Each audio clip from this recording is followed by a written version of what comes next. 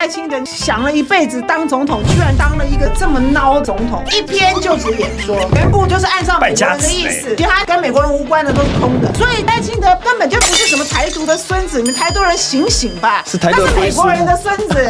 赖清德从今天开始，中委连提线木偶都轮不上的木偶，因为美国人连给你线他都不愿意。中美重压之下，IQ 了，从来没有520，完全不提两岸关系的。台独金孙就这么点出息，什么都不敢讲了。为什么在现在美国关税战的时候，他说要成立主权？那你赖清德当时候选总统为什么不提？还是老美叫你提的？另外就是拿来养绿油油，那谁去追踪？所以民进党司马昭之心。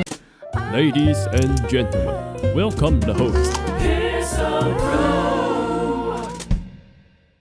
今天是赖清德就职的520周年，但是自从在日内瓦有了这样的一个重大突破，又从川普的口中讲出了统一跟和平之后，果然今天在两岸关系上面，他之前所谈的两国论只字未提，感觉上我觉得这是稿子整块拿掉不能讲，所以他今天的就职演说，说实在的变得非常的寡淡无味，他拿不出成绩单，他只能继续空洞的画饼。对于来自于美方的关税战，他也只能很空洞的讲4100亿。所以在这样寡淡无味的就职演说里面，大家好不容易找到两个亮点，一个就是他要成立主权基金。第一个，我们就是国际孤儿，所以庞大的外汇存底是稳定整个台湾的一个非常重要的保险。这就是为什么我说秃鹰是没有办法攻击台湾，台币要做大幅的升值，只有台湾的央行做得到。那这些都有台湾的历史背景，我们的国际处境，所以这是为什么我们不拿我们的外汇存底去赌的原因。除了国情之外，就在于民进党这叫做司马昭之心，他要把台湾的外汇存底去做主权基金，我觉得一定会有问题。一个就是拿去送老美，另外一个就是拿来养绿油油。那谁去追踪，谁去监督？所以主权基金叫做此地无银300两，黄鼠狼给鸡拜年，没安好心。这种钱绝对不放心交到民进党手里，这个是我们大家辛苦的老本，这是我们的棺材本，不能够这样子搞。我觉得国民党还是挡下来吧。当然理论上来讲，主权基金不一定是坏事，但问题是光是人谋不臧这个坎你就跨不过去。为什么在现在美国关税战的时候他说要成立主权？那你赖清德当时候选总统为什么不提？还是老美叫你提的？护国神山搬走了还不够，所以别搬了。国民党希望你国会多数不要干假的，挡下来，不然你为什么莫名其妙在这个时候提这个东西？第二个，他要把国安局势定期的向在野党领袖报告，要用更大的民主来保护跟巩固现在的民主。意思不就是要你们在野党主席在国家安全的大局为重之下，大家来配合我赖清德？他不就是要情绪勒索在野党吗？为什么莫名其妙的说国安局势要跟两个在野党的报告？我告诉你，因为美国要确保我们提高国防支出，但是因为现在在国会民进党是少数，所以他又怕发生当年陈水扁的时候，庞大的军购案被在野党挡下来了，所以一篇就职演说全部就是按照美国人的意思，其他全部跟美国人无关的都是空的。只有一个比较具体，就是说他涨电价，他怕涨电价把所有的选票得罪光了，他不涨电价就只好补贴，就羊毛出在羊身上啦。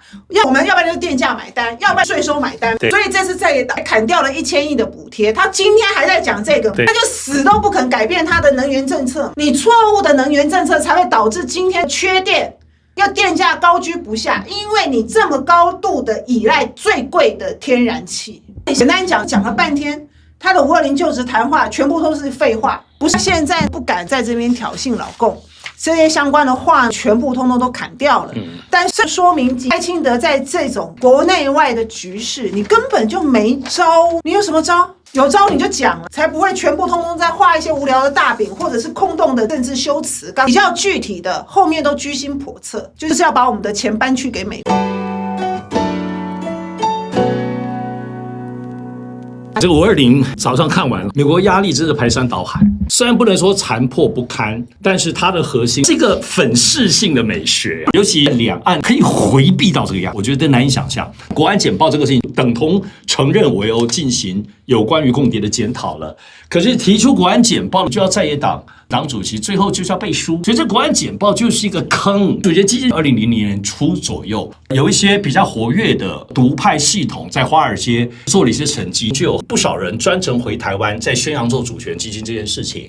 因为所谓的主权基金，我们以新加坡为例，它主要就是要把你自己国家的外汇存底挪过来活用，但彭淮南是力抗一次的。因为首先想要主导做主权基金的这些人都心怀不轨，有些在华尔街非常臭的名声，而且在2000年左右那时候是非常落后。老到蔡英文时代，其实还有人一直都不死心，因为这里头非常要打的主意其实就是我们的央行。可是在过去我所听到民党内部提出说要做主权基金的，基本上是把央行架空。主权基金如果不是在一个比照其他国际当中的管理机制，特别央行不能在里头被排除，但是如果央行在里头可以被排除，就表示这里头有若干人，他就是有心要把我们的主权基金拿来自己乱用了。而且这个风险性，就我所知，包括蔡英文本身，他们都留的比较保守。你一旦这里头有所亏损，台湾又不是像新加坡，它是亚太金融中心，台湾就是在出口当中攒下来，而且最早我们自己的储备基金还是国民党带的这些黄金过来，转换作为它最大的基底，所以构成不一样。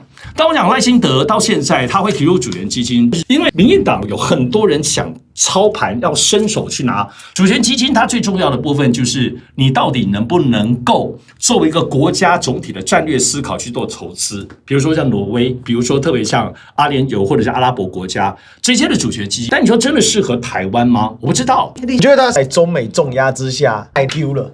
对比他前几天在前面几篇的访问里面，老实讲，对中国大陆都是蛮硬的，包括接受日媒的采访里面，结果在今天的520演讲，他自己讲的时候，竟然全部消失。赖清德呢，他这个人也很倔。那如果我要说，那我干脆不要，你别干，被他统统砍掉，从来没有520完全不提两岸关系的。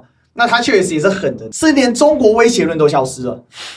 这是一个很神奇的地方，因为赖清德过去执政1年以来，很多人说没做事，不是他没做事，他是斗争。我很好奇，他今天这样子只字未提，那独派还有民进党的这些支持者，青鸟作何感想？时间到了，总是要吸点鸦片，不然手脚会抖的。结果今天赖清德没有给他们鸦片吸，那手脚不会发抖吗？台独金孙就这么点出息，什么都不敢讲了。这是最有趣的一个。过去1年的斗争基调就是基于独派的思维，而独派的思维里面最重要的是今天两岸发展成这个样子，是你中国责任。30年来就是这样发展的，难道不是你责任？所以我觉得赖清德这个人是非常有意思，他的人格的显性特质是比蔡英文、马英九，甚至我觉得还压过陈水扁的那种特质，就是他一个人人格特质带着全台湾到处去。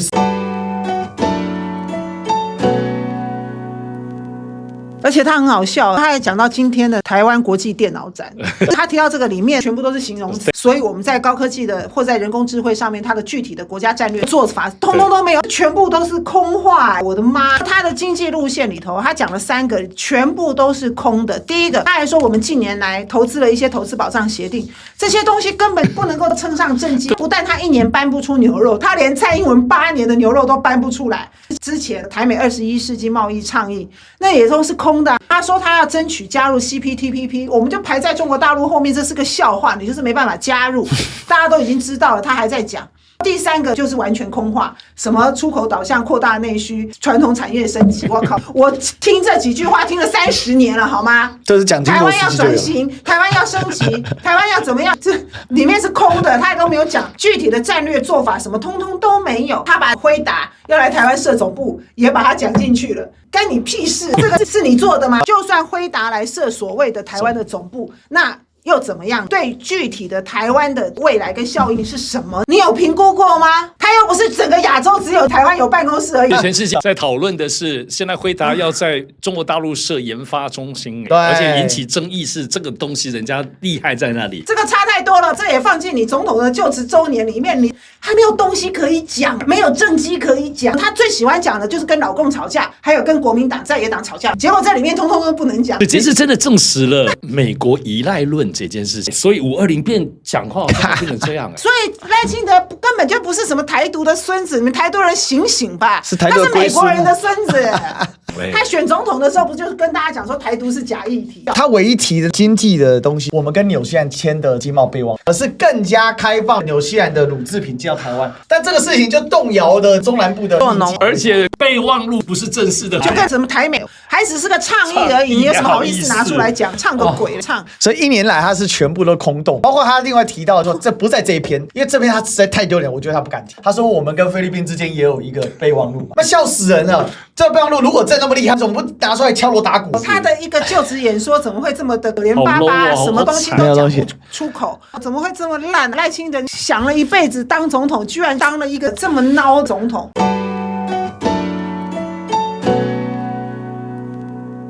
所以赖清德接下来的路怎么走？因为这就是牵动了美国想要的东西，还有美国现在积极的在跟中国大陆进行两大国的博弈。既然是博弈，虽然现在方向好像是较正面一点，可是其实暗潮汹涌。你们觉得赖清德这个路会怎么走下去？首先，我认为最大关键就是接下来川普跟习近平见面，从习近平或北京的角度，他们一定要川普就任之后一个正式的对两岸对台湾问题的川普态度，因为台湾问题在2023年已经定了，由习近平亲口说出来，是中美关系的最核心、最优先、最红线底线。川普已经开始铺路了，我已经看到今天520就是要往这个氛围跟方向去，而不允许赖清德再有任何的不动。所以接下来的台湾的变化，赖清德的走向，我认为最大的关键就是北京跟川普最后定出来赖清德所有想要切割敌对状态这件事情，我认为在今年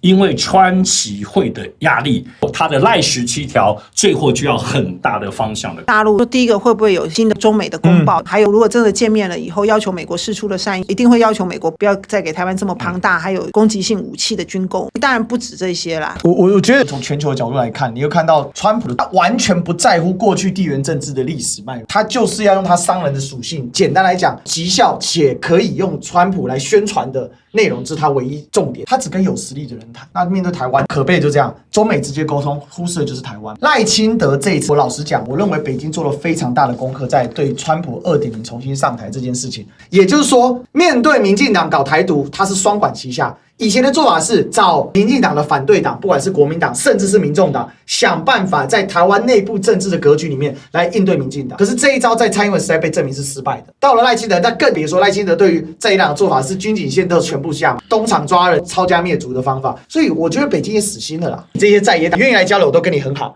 甚至让你们来开心都 OK。你们能成功那非常好，你们不能成功，我预料之内。我觉得他们大概是这种态度，所以呢，他就分成5攻5贺。5贺线我直接物理处理你，反正你要玩呢，我就动给你看，而且甚至我不惜直接挑动美国的神经，比如说从海南岛直接试射东风31A区，而且从印巴空战的结果我们就知道，解放军都在陪台湾人玩扮家家酒，他根本就4句外作战。好，所以民进党基本上不太敢挑这条线，尤其你看到印巴空战之后，整个绿营的军事专家几乎全面崩溃。另外，文攻我通不了你拜登，但我肯定能通得了你川普，所以拿川普来对付台湾是最快，而且我认为一个关键，拜登至少会告诉台湾说，我的清单 list go， 你要做些什么。川普是开一张白纸出来，赖清德你自己回答吧。所以为什么今天赖清德最后悲剧，那张单子是直接砍掉？所以今天520这么别扭，所以今天赖清德我认为是一个非常憋屈的一天。他从政这么多年来，当年国大代表举的台湾独立那张牌子没了啦。赖清德从今天开始，连提线木偶都轮不上的木偶，因为美国人连给你线他都不愿意。